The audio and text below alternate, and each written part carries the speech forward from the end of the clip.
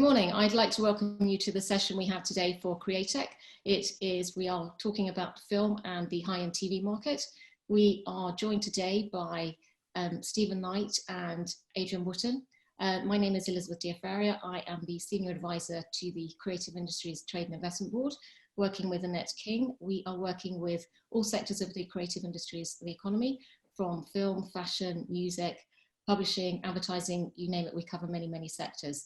But today, as I mentioned, we will be with Adrian and Steve talking about the film and high-end TV market. I'd like to welcome you to both today, and over to you, Adrian. I wonder if you could give us an introduction on what you're up to and what's happening in the film industry. Well, probably the easiest introduction I can give is the showreel that I think we're going to show you of the work of the British Film Commission pre the COVID-19 pandemic, which I think gives a very strong illustration of the range of content that was being produced in the UK and is now starting to be produced again. Mm-hmm. Sounds great. Thank you.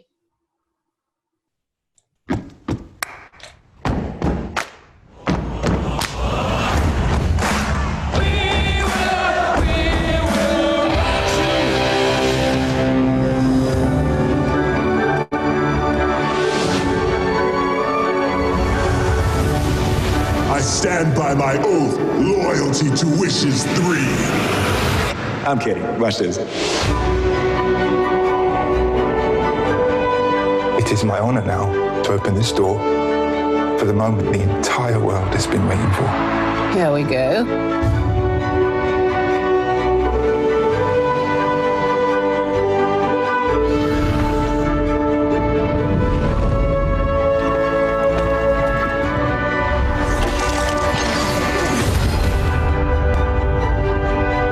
For the best 2 years of our lives.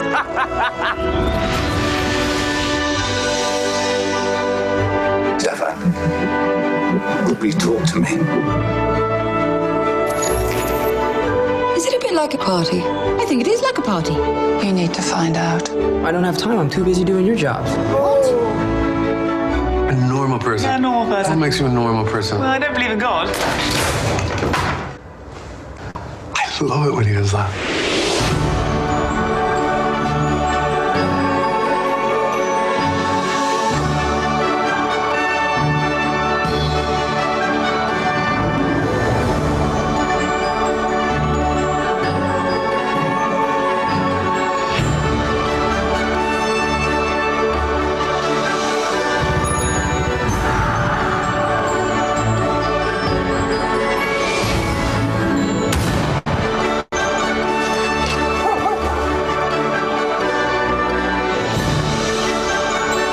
Look at me. Look at me! How dare you! Close your eyes! You're funny. Yes, I am funny.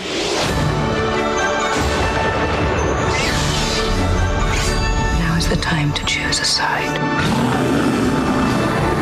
There should be a big red button around here somewhere.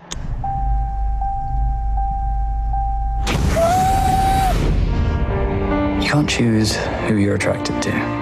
You are who you are. Don't let anyone take that away from you. What are your superpowers again?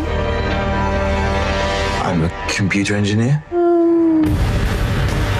I hope you're ready for what comes next.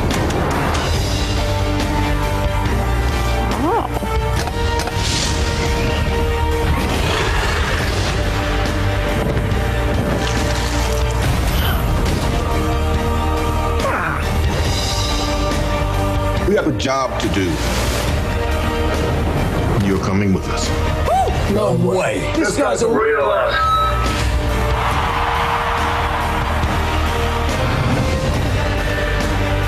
I am human evolutionary change. Pleasure to meet you, Mum. What do you think? Well, what do you know? The name's Sherlock Holmes and the address is 221B Baker Street. Bond. James Bond. Cheers. It's gonna be fun. We'll have fun with it.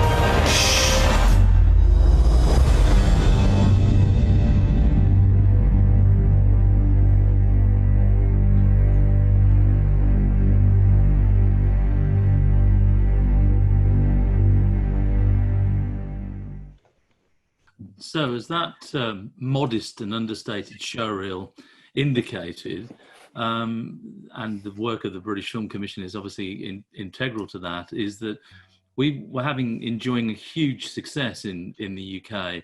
I think people are, watching this panel may not be aware about the volume of production that's going on in the UK, and all of those films and television programs were actually shot here in UK studios using UK locations and a wealth of creative talent. And in fact, we're punching massively above our weight in the world. I mean, outside of essentially North America and Canada, we have kind of the biggest market share of that kind of high-end television and film. And last year, we achieved something like over £3.5 billion worth of inward investment revenue. And the curve is just going up and up and up as more and more platforms are commissioning more and more content, as Stephen knows only too well, being a creator of such incredible content. We were enjoying that enormous success, the kind of critical mass of our fiscal reliefs, our tax reliefs, which are incredibly competitive, the infrastructure that we have, our amazing visual effects, all of our creative talent was drawing more and more content to the UK. And in fact, my main problem, the British Film Commission's major problem, was that volume of demand, because we can only see that trend going upwards. And so that creates more demand for skills and talent on one hand, and more demand for studio facilities on the other.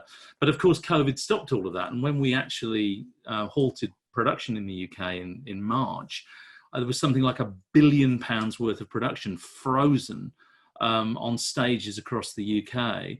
And, everyone went from pretty much full employment in the film and television industry to no employment at all.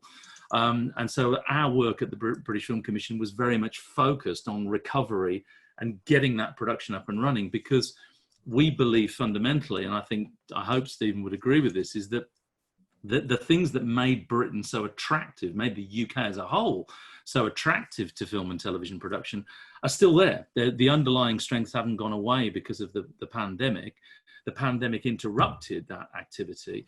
But because more and more content is being commissioned, and actually because all the platforms have emptied their content banks during COVID, they're actually wanting to commission even more material, which means that demand is going to come back up, and in fact probably going to come back up even more strongly than it did before, which again creates that pressure. So we need to invest more in skills and infrastructure. And in fact, the British Film Commission, just before the pandemic happened, we were given enhanced support by the government, because they recognised that we need to build more studios of the kind that Stephen's involved in, and I'm sure we'll talk about, that we need to increase the infrastructure of the UK as a whole, and we need more skills, because it's not gone away. As I say, it was interrupted, and I can obviously talk about what we did to restart that production again, because we obviously then spent 5 months getting production up and running with new insurance schemes coming out of the government, with a new set of protocols and guidance that we published,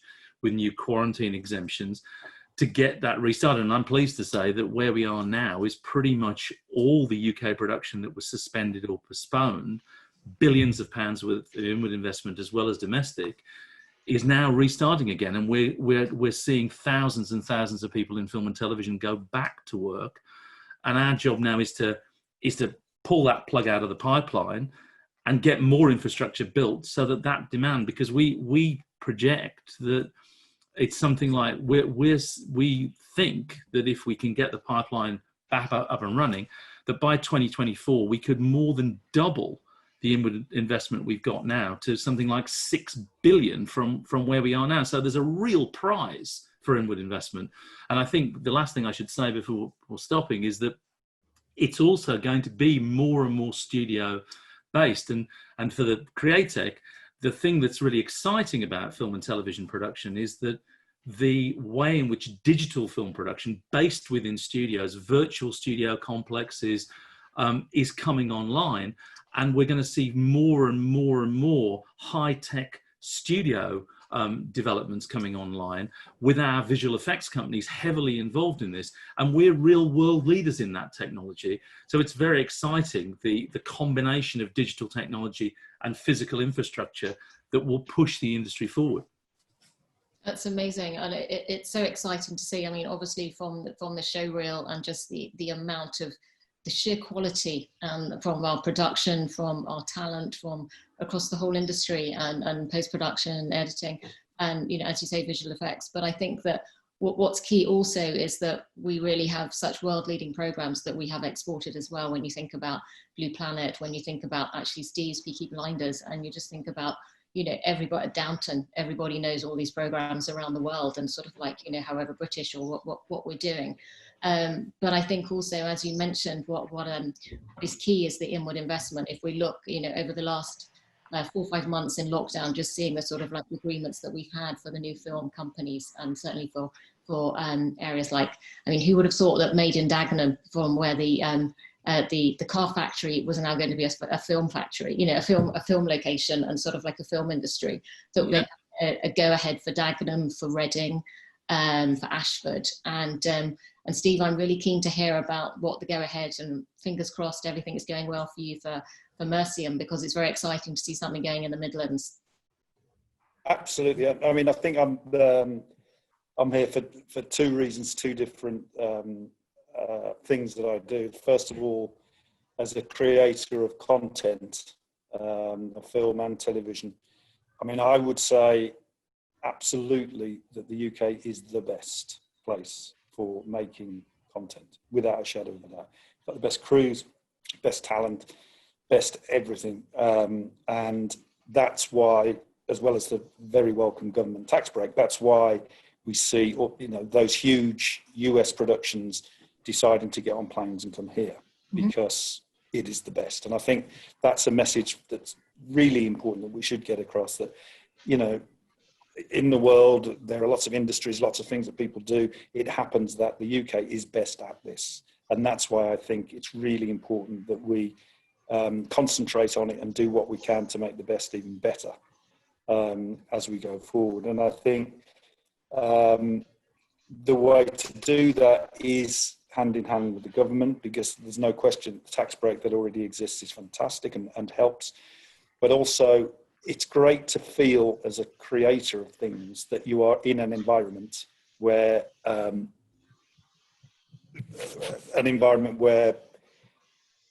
your work is welcome, and your work is going to be helped. I think there's a problem with my connection, which is why I'm sort of slowing down. But anyway, I'll plow on, because what's important for writers and directors and actors and all of those people is to feel that we are in an environment where the government and society understands and recognises that this is a proper, real industry. Because it's about making images and telling stories, it can feel as if it's sort of peripheral. In fact, it's a proper industry making proper money and bringing real currency into the country. As a result of that, and as a result of writing a couple of films that we were having difficulty finding studios, I've been working for the past 6 years on a project to build a state-of-the-art, genuinely state-of-the-art film and television studio in Birmingham, which is where I'm from. And to take an area called Digbeth, which at the moment is sort of post-industrial, think Tribeca before it became Tribeca, and take that area and turn it into a media neighbourhood. And it's really important that it's not just putting a studio into a field and turning it into a factory for making films, which is fine. But what I want this to be is a place where people make TV, people make films, but that in a neighbourhood where there's a halo effect of that industry. So in the neighbourhood, there are people who live there, people who work in the industry. There are related industries, post-production, all of those things will be in place within the campus and next door to it.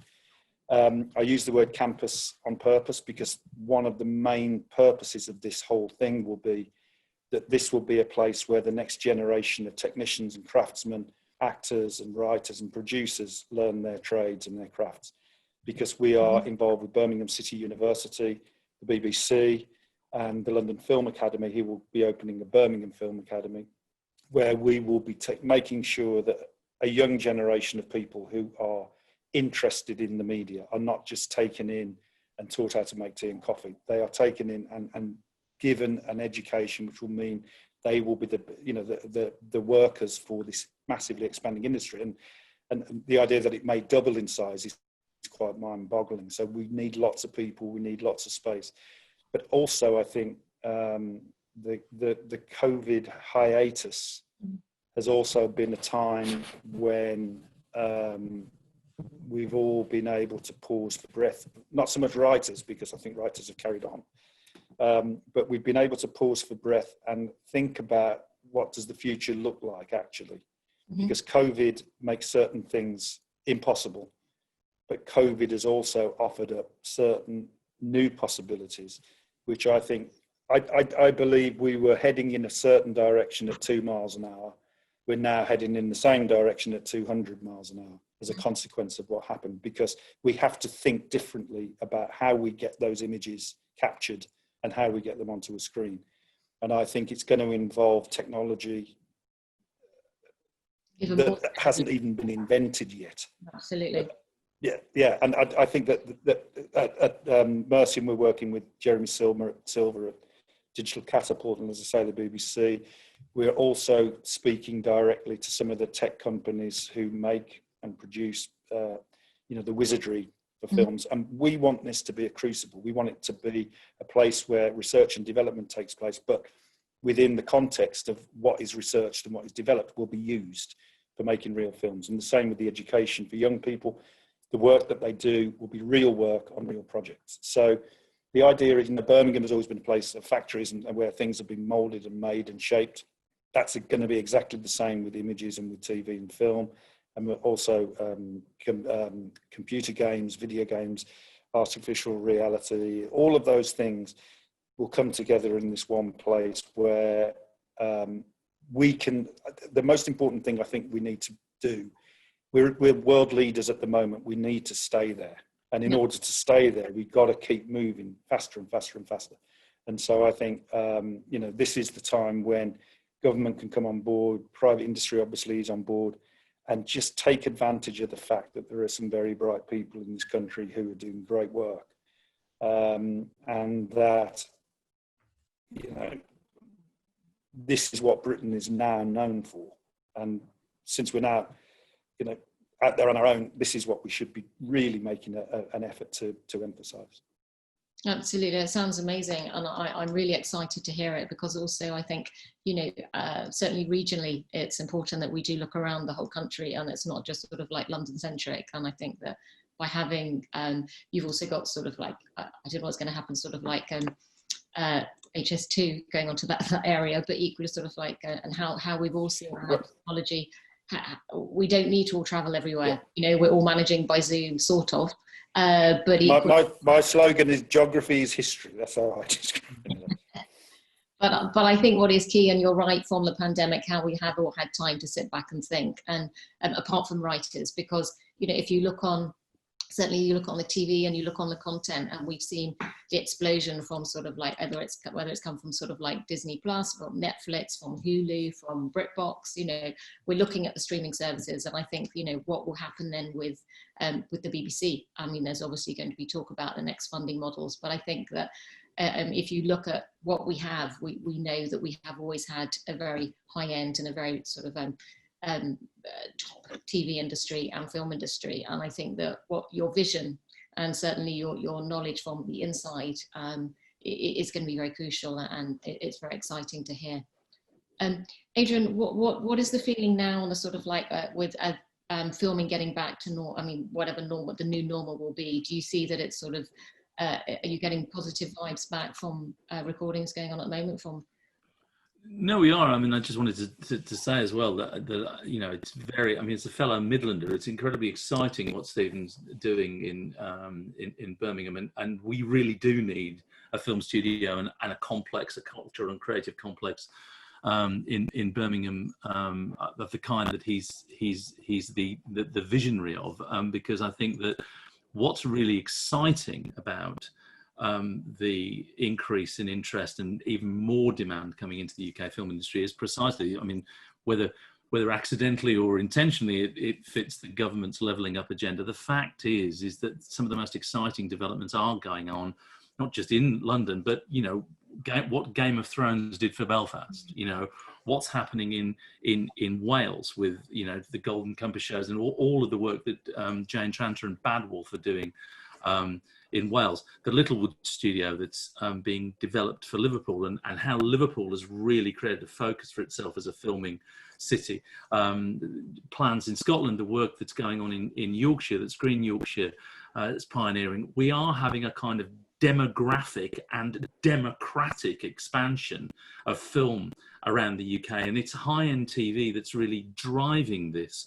And the fact is there's those companies, those streaming platforms, they want to go where the talent is and where the facilities and the content is. And if we can build those kind of facilities, the kind that Stephen's doing, then we're going to get more of those programs and more of that infrastructure, creating thousands of jobs. We estimate that we've already got something like 20,000 shortages on the crew for film and television, and we can see another 50,000 jobs coming down the pipe. So when the government, you know, is looking at other industries and thinking about, well, where are those jobs going to come from? Well, actually, they're going to come from us. We are the future in that sense. This is that kind of Macmillan white hot, you know, moment for us. Actually, film and television is the opportunity to create new creative clusters, to create new long-term employment for the diverse communities of the UK, for young people to have a future which isn't going to be eroded by automation, because these jobs aren't going to be destroyed by automation. It will provide them with digital skills, digital creativity. So I think there's a really fantastic future. And to answer your point about filming going back, what was extraordinary is when we published the BFC guidance back in June, the next day, all the studios essentially reopened and went back into pre-planning. And that £1 billion worth of production that was frozen all started to start pre-production and have now started shooting. Then when we got the insurance with the work that we, with the British Film Institute, with PAC did, that put domestic television back to starting an independent film. And as I said, I think we've now got a situation, and probably a situation unlike any other territory in the world, including the US, where 90% of our film and television industry is going back to work. And that's because there's so much demand. And what we're seeing, and very excitingly for the British Film Commission, is we have this massive backlog, which we're now, you know, starting to see being able to shoot again. But also the volume of inquiries that we're receiving for people wanting to make things here with us is phenomenal. So there's no two ways about it. Those studio developments, of which, you know, Stephen's is a really important one, are absolutely essential, because we are going to create more jobs. We are going to create more opportunities for the whole of the UK, and it's worth billions of pounds. No, absolutely. And I can't agree. It's so, what you've said, and sort of like both of you, it's so exciting what we are doing in the UK, and from our world leading talent, from sort of like the writing, the content creation. And I think that what we've seen certainly in the pandemic is sort of like, you know, a lack of content. That, you know, that there's a lot of stuff you look on the TV and young people aren't watching all the TV anymore. You know, everybody's on their own phones, on their own devices, and you sort of like, they're actually looking at even going back to the cinema. You know, we're now seeing cinemas opening, we're seeing people attending and sort of like social distancing, but also the fact that many of them, and the private cinemas like Curzon are doing, actually, you can watch a film that's just coming out at the same time in the cinema, you can actually watch on demand at home. And sort of like, so there's an opportunity for people that don't want to go back out to the cinema, that they can actually still watch new releases and sort of like take part in, you know, what is coming out. I mean, obviously we've seen Tenet come out last week, and I think that it's key that people are looking to get back in and sort of like to what their normal life is, and entertainment is absolutely crucial. I think also what is key is that whilst we've had time in the lockdown, I think sort of like, and as we say, digital skills is going to be very important, but how do you see young people? I mean, because also if you've got a job as a runner on a film set, you know, is that still going to be the traditional way in to get into to working in the industry? Or? Well, I mean, speaking on behalf of the Birmingham development, is that we are working with BCU and London Film Academy, which will be Birmingham Film Academy, to do degree courses that are quite specific about choosing a discipline, because I think it's important that we produce young people who are ready to go. They're ready to start work in their particular area. I think the route to success via being a runner is always going to be there. I mean, that will never go away. But I do think it's it feels like, even though it's 100 years old, it feels like an industry that's growing up, and it's like suddenly there is a huge demand here. Let's panic. And I think panic is a good thing, because we need to panic, because there's so much incoming, and we need to have so many people, so many spaces, so many places for this stuff to be shot, that we need to really up our game in terms of how do we produce the workforce. And that's and what's great about the film industry, I think, is that it's not just tech and creative jobs that it makes. It's carpenters, electricians, people working the camera. So it is crafts as well. Absolutely. When you think about the whole number of people involved in the whole thing, from obviously the production, editing, but actually, costume, makeup, hair, you name it, everything. Sort of like, I know certainly from at the time I've ever spent on film sets, unless you've been there, you don't realise quite how many people are involved in actually what you're watching. So it's very exciting. No, and I think just to add to that, I mean, Stephen's absolutely right. I mean, the London Screen Academy down in London, the work that Screen Skills has been doing on the kind of strategy funded by the BFI is critical, but we need to do a lot more. We've got shortages now, and what we need to do is do exactly those kinds of things, using studios and infrastructure as a creative cluster. That's the same as Barking and Dagenham is going to do that in East London. It's a very poor, deprived area, car manufacturing going out of there. They've developed a skills strategy that is umbilically linked to the building of the studio. It's the same in Wales. Bad Wolf, actually, when they constructed with the Welsh government, when they constructed the studios in Wales, they actually built classrooms adjacent to the set where young people could actually see the practitioners coming off set and talking to them. And we need that. It's an alliance between academic educational institutions and the industry. And we need, as Stephen said, we need to move much faster. We need to ramp this up. We need the support of the government to increase the emphasis on skills, because there are real opportunities, and we need to create an awareness amongst young people across all our communities of young people that there are real jobs here, that this isn't some kind of fly-by-night Cinderella industry, but this offers a real long-term career. And the more we can do with schools, and the more we can do practically, it's as much about apprenticeships and real apprenticeships as it is about anything else, because those jobs are there, they are real. We need to create that awareness, and we need to create a sophisticated training systems in different parts of the country, in exactly the way Stephen's talking about, to ensure that we get those young people into those jobs that we are creating. That makes a lot of sense. We're also actually now timely going into T-levels, so that will help as well. The sort of like that there's more different routes into sort of, it's not just your traditional university education that's going to help you into the world of work. So really important. And is there something, I mean, obviously from CITIV, the Creative Industries Trade Board, is there something that we can be doing, that we should be talking about to government, that from the film industry, from certainly from your side, that is there more that government can be doing to assist you?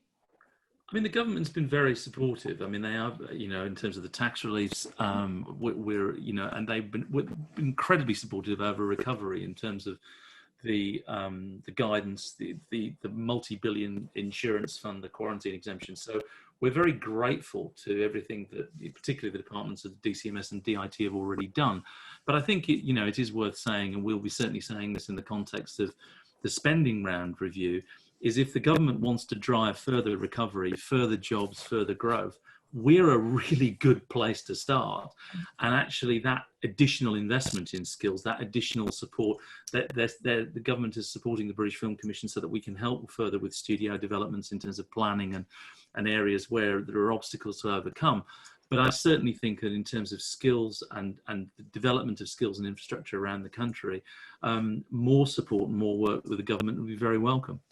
Good, and that's really helpful to hear, because I think obviously one of the things that we have certainly promised from the Creative Industries Trade Board is that we will increase exports by 50%, and any help that we can get from industry and from the government to do so is going to be very crucial, particularly going into next year. So thank you, that's really helpful. I think that another area that might be worth looking at is because people may not know about the 20% tax break, so that a production from outside the UK will film in the UK, and 20% of all that they spend in this country will be reimbursed to them as an incentive. I wonder if there's not a scheme to be had where, when a studio does start, doesn't matter if it's Birmingham, Dagenham, anywhere, that there may be a 1.5% additional tax break for the region, so that it becomes a regional tax break for a production, encouraging them to go to that region that maybe lasts for the first, I don't know, 4 years. Because I know for a fact that when a producer is looking at, you know, the calculation, where should we shoot this thing? Sure. 1.5% tax break would swing it, you know, and it would absolutely help with them if they're having to bring some crew into a region from the home counties, as we used to call it. That's going to cost something that maybe go towards helping with that cost. So I do think there might be something very practical the government might do in terms of regional tax breaks. Mm-hmm. Good. No, that makes a lot of sense, actually. It's good. I mean, if you think about it, over the last year, the film production we saw in the UK, the spend was 1.95 billion, but also from international filming in the UK was 1.77. So, I mean, they are big numbers. It is money and it's investment that's coming into the UK. And I think... Yeah. And high-end television went up 51% in a year. It's going to equal those figures very soon. So television is becoming bigger and bigger, precisely because of shows like Peaky Blinders, you know. Absolutely. Steve, can you give us a little bit of a chat about and tell us a bit more about Peaky Blinders? Obviously, with hopefully Series 6 will be coming. Yeah, well, Series 6 would have been shot and edited by now if it hadn't been for of course the awful events. But we go into, I think it's a secret, I can't remember. I think we're not supposed to be saying it. But it is going into production. The Christmas trees will still be green, I think. Okay. When we go into production. So we're all ready to go.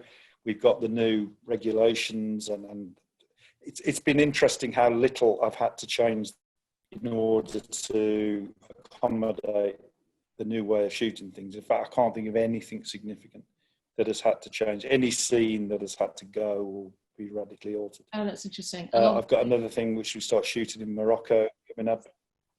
And all of it feels like everyone took a deep breath, and now, bang, here we go. Bang, everything's going to go all guns blazing. Absolutely. I mean, I know obviously the some of our other amazing creative industries, the Black Country Living Museum was obviously an area and a place that you filmed before, and it's perfect for your series. So I think that could be something else we'll And I think Peaky is an example of something that I've been banging on about for a long time, which is related to all the things we've been talking about the UK and its role and you know what it's good at, what it's best at. I hope that Peaky is an example of how one can take one's own region, which isn't particularly fashionable and isn't well known around the world at all. And if you sort of, there's a writer who once said, all you need to be a writer is arrogance and inexperience. And if you are arrogant enough to believe that you can make something totally unfashionable fashionable, then do it. You know, because that's what the UK, that's what America has always been great at. You know, it's mythologized itself over and over again, all kinds of different areas of its history. And we've only picked on certain, you know, aristocratic sort of areas. But you know, as part of this explosion of content, I think it would be great to think that the British regions will do for themselves what Chicago did and New York does, and really, you know, make fantastic grown-up content set in that region, shot in that region, that is part of that region, that will then sell it around the world. And the sort of side effect of that is that people now come to Birmingham and take pictures of old factories, you know, and it does have an effect. It does have an implication on, you know, the soft power of the country. If we're talking about how it affects the political thing, it does affect the soft power of our message, if you like. No, I agree. And I think, you know, the one thing that we have in the UK and the soft power that we have is totally world leading. And you know, we really don't want to give it away to anybody else. And I think that, you know, certainly the locations and the different regions, it's vitally important that we do work across all those areas. One thing about getting into screenwriting, I was having a conversation last week with some young people after their A-level results, and it was just sort of like whether did you do English? How do you get into it? Is it something you always wanted to do, or? Yeah, I always wanted to be a writer. I didn't quite know what I was going to write. I think when I was about 20, I had a business card made, and it just said writer on it, and it didn't say what it was that I was supposed to be writing, because it wasn't anything at the time. I did do English at university, but I would say it's not. It's absolutely not a requirement. You know, I think the first thing to do is you pick your subject that you think you know more about than most other people, and then do it and finish it. Finish that script. Until you finish it, don't even talk about it, because it doesn't exist. If it's got a beginning, middle, and end, then it's an object that you can start getting out there. And I think I've always believed that the most interesting stories come from, I suppose you would call it, the most disenfranchised areas of the country. So I've always thought, if you're in London, the driver of an Uber's story is probably much more interesting than the story of the passenger. You know, their life is probably more interesting. It's probably got more drama. And that's what I'd love to see in the UK is, you know, I've been speaking to a couple of people about a drama about, you know, the Asians from Uganda when they arrived in Birmingham. A lot of people came to Birmingham en masse from Uganda, Asians, and their experience of arriving in these cold, damp, unforgiving streets of Birmingham, and how they thrived and how they prospered. And so it's stories like that I think are going to be essential to the well-being of the British storytelling tradition. Sounds great. I'm looking forward to it. And I also think I read that you're doing something on Lady Diana Spencer, or Princess Diana, from you're covering not so much the crown, but sort of like, well, whatever. It's sort of the opposite. It's the crown turned upside down. Upside down the other way. I've done the cap, and now it's the crown. Brilliant. It's very exciting. It's been an amazing morning talking to you both. I'm so excited about what prospects we have for the film industry, certainly from the talent, from the storytelling, certainly from the looking at that film, Adrian, from the British Film Commission, and certainly what you've done and the expertise that you have in the industry is so respected, that I've been so lucky to be with both of you this morning. And all I can say is Createch, the film industry is the way forward, and high-end television. And I'm delighted to say thank you very, very much for joining me today. And we look forward to hearing more stories. Thank you. It's a pleasure. Thank you very much.